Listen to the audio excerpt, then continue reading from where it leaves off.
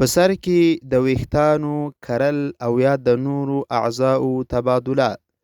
نحمده ونصلي على رسوله الكريم، اما بعد فاعوذ بالله من الشيطان الرجيم. بسم الله الرحمن الرحيم. فاسألوا اهل الذكر ان كنتم لا تعلمون الآية.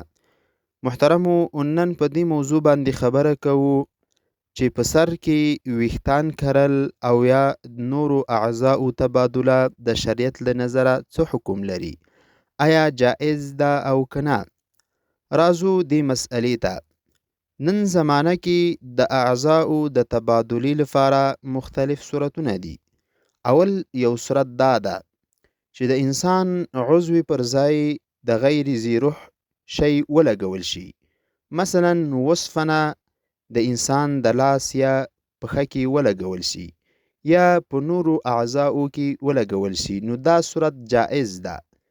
دوهم صورت، د انسان عضو پر ځای د یو حلال حیوان عضو ولګول شي، مثلا وزه یا نور کوم حیوانات چې غوښه یې خوړل کیږي.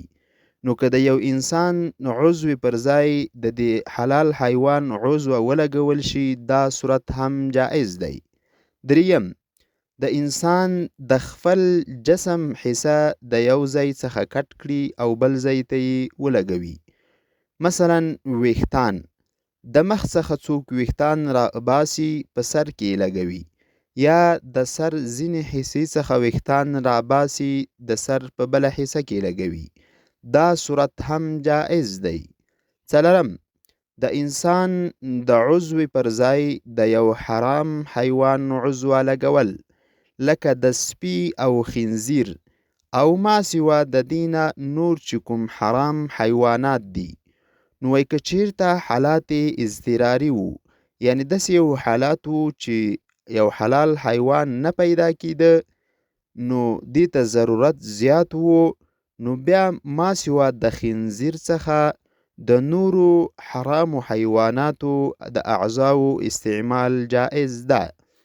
پنځم صورت، د یو انسان اعضا بل انسان ته اچول.